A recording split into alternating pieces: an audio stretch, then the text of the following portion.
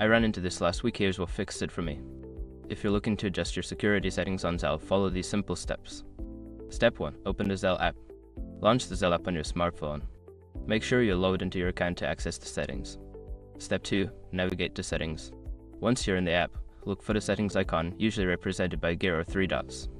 Tap on it to enter the settings menu. Step 3. Select security settings. In the settings menu, find and select the option labeled security or privacy. This is where you can manage your security preferences. Step 4. Adjust your preferences. Here, you can enable or disable features like two-factor authentication or notifications for transactions. Make sure to toggle on any options that enhance your security. Step 5. Save your changes.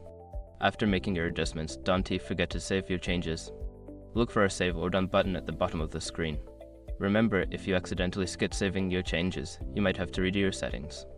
I hope this helps you feel more secure while using Zelle.